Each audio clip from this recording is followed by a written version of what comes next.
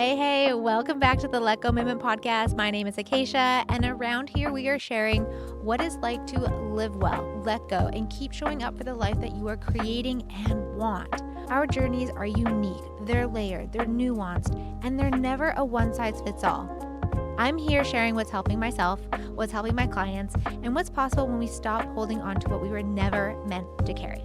Let's get into the episode. Hey guys, welcome to another episode. I'm glad you are here and I'm excited to dive into this topic because this question, sometimes when I ask people, throws them for a loop and then all this awareness explodes in their world.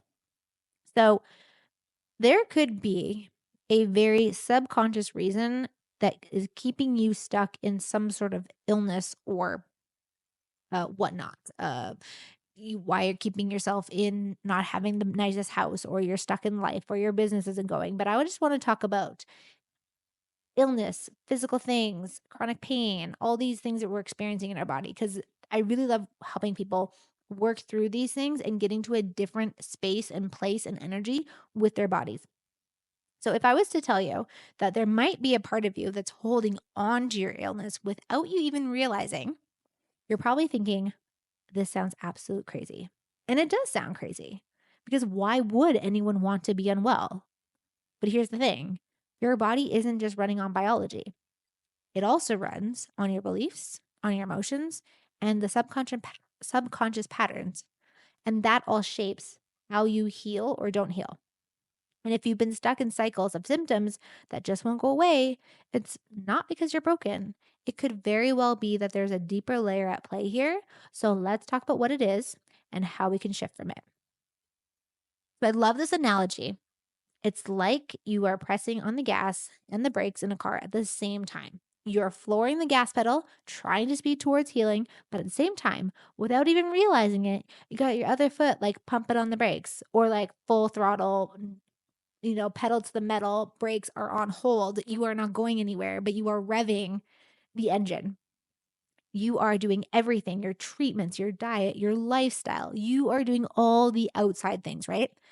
But the brake, it's that subconscious beliefs, those emotional patterns, those energetic blocks that are telling your body it's actually not safe to fully let go of whatever this is. So instead of moving forward, you're in a loop, revving the engine, but not really going anywhere. But why, again, would anyone want to resist their healing? And why would anyone want to subconsciously resist their healing? So here's what I think. Most of this isn't happening at a conscious level. No one wakes up and says, I like to be sick today, unless you like really don't want to go to school or work and you like fake a cough, But no one really wakes up and says being sick or having an illness or having a flare up is going to be a really great thing. Like no one says that consciously. But on a deep subconscious level, illness can become, right? Can become tied to your identity, your safety, and even your connection with others. So, from an identity perspective, if you'd struggled with a condition for years, it can start feeling like part of you. You've adapted your life around this. Maybe you've even built a sense of resilience through it. If you suddenly healed, then what? Who would you be with? Who would you be without X? Okay. This all can kind of freak out your ego. Like, who am I if I'm not ABC? From a safety perspective, the nervous system is designed to keep you safe. Like, it wants to keep you safe, not always comfortable. Okay. So, if your body has learned that being unwell protects you from something, like overworking, emotional confrontation, or overwhelming responsibility, it might keep you there as a survival mechanism. So if you really are sick and tired and you like dread going to work, and then all of a sudden you're like getting sick all the time, right? This is something that you've deemed not safe for you. So you're going to create things in your life to keep you from acknowledging what's going on, or you're overworking and your body is keeping you safe by keeping you kind of in sickness. So you're not going to work. You're not going to, exert yourself. Okay. And from a connection and support perspective, this one is tricky, but it's real. If illness has been the reason people check in on you, or offer help or give you attention, part of your subconscious might fear that when you heal, you would lose that care, you would lose that attention, you would lose that help from others. It's like having your security blanket, except the blanket is your illness. And again, this isn't about blame. This is about awareness, because when we can see these patterns clearly, we can finally start to shift them. Okay, quick pause. I want to share something that's become a game changer in how and what kind of water I drink. The Lumivitae hydrogen water bottle, designed by scientist and frequency medicine expert Nuno Nina, isn't just any water bottle. It enriches your drinking water with molecular hydrogen, a powerful antioxidant known for supporting cellular health, reducing oxidative stress, and enhancing overall vitality. Hydrogen water has been gaining attention in the scientific community for its benefits across various health aspects. Clayton has gone deep down the rabbit hole of hydrogen water, researching, testing, and trying so many bottles, and this is the one that he kept coming back to. The Lumivitae bottle checked every box for us. It's backed by science, rigorously tested, and created by a true visionary in the wellness industry. And honestly, I love drinking from it. It's one of those daily things that feels so simple, but so powerful. I don't get crazy thirst anymore when I drink hydrogen water. I feel like I'm truly supporting my cells and my body at the deepest level, and it's just become a non negotiable in our home. If you're interested in elevating your water game and supporting your body's natural process, check out the link in the show notes to learn more. And yes, I am using Clayton's referral link. So when I ask my clients sometimes, like, what's actually good about this? Like, what is this giving them? What's the gift in this? What do you like about this? What are you getting from this? It kind of shakes them a little bit. And oftentimes, if it's something they've been struggling with for a few years, they start to get these awarenesses. Now it's not for everyone. This isn't a blanket statement, but it could very well be part of what's keeping you in the loop. So I would definitely encourage you to maybe do some journaling around this or book a call with me and we can kind of see what's coming up in this area. And I just want to bring in some science here, some research, because this is a very real in the body. Like what you're experiencing is very real. So from a brain and illness identity perspective, there's been studies in neuroplasticity that shows that our brain builds neutral pathways based on repeated experiences. So if your brain has wired itself around being unwell, it can create kind of a habit loop where illness actually feels normal and health feels unknown, therefore not safe to the nervous system. And then from the nervous system and perceived safety off of that, there's research in the pliovagal theory of Dr. Stefan Proges. I'm so sorry, I'm butchering these names. I'm bad at pronunciation if I don't hear it all the time. Progress. I'll link the things in the show notes. So shows that the body prioritizes safety over everything. So even though wellness is like considered unsafe, right, from like a neutral point of view, it actually might prioritize that as safety over other things that are actually unsafe. Or so let me say that again. So if the body feels that actual health is unknown, therefore it deems it unsafe, it will prioritize the illness. Is that right? So it'll prioritize its perception of safety over everything. So past experiences have wired your body to associate health with danger. Like, I'm healthy, people expect too much from me, right?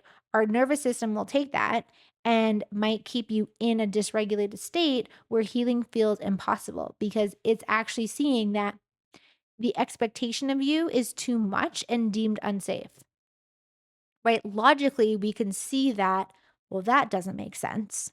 But from a subconscious, then the body got wired somehow for it to kind of mix up those signals because it's deemed something else important, right? So the mind body connection from like a chronic condition, now we're just going a little bit further.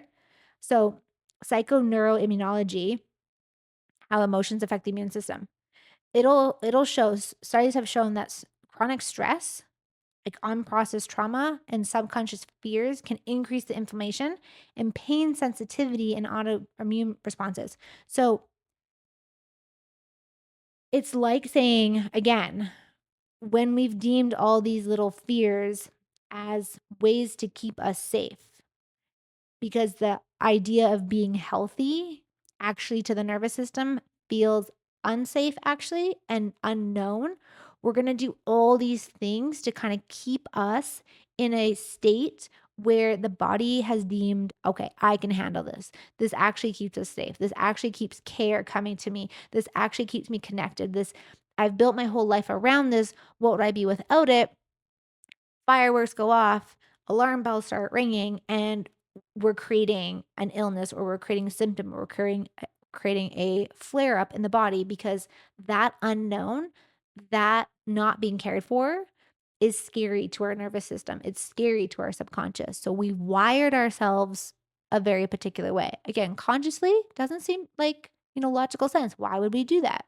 But unconsciously, the body is working in such dynamic and intertwined ways that it requires us to do some work and some introspection and some releasing. So I really see healing as releasing resistance, not trying harder. Okay, so what do we do about this? So, step one, awareness is everything. If you recognize yourself in any of this, please, please don't judge it. Simply notice. Ask yourself, if my body was trying to protect me by holding on to this condition or whatever discomfort you're feeling or whatever physical illness or experience you're having, if my body was trying to protect me by holding on to this, what might it be protecting me from? Okay. Step two is your body needs to feel safe to heal. So that means shifting from that survival state into a regulated, peaceful state. You can do this through breath work. You can do this from cultivating a peaceful environment in your home, bringing yourself to do some energy work, somatic healing practices, moving your body, having a coach, having a facilitator to hold space for this. These all will help tell your body you're safe now. You can release this, and then the process can happen. I really do encourage you to go seek things that you might not have considered or that you've been thinking of. Like, go seek them, go try them out, see which ones feel great to you, see how you align with the person's energy and how they cultivate the space around them. And, you know, follow your intuition in these things. Or if you really don't know where to start, ask, the people around you, what have you tried? And go try one. And if it's not for you, don't judge yourself. It's okay. Try something else. You will find something that really aligns with you. I'm a huge fan of emotion code. I'm a huge fan of working with my body through all my fascial and movement tools that I've collected over the years with my clients to really be in the energy work of it, but also grounded in the body.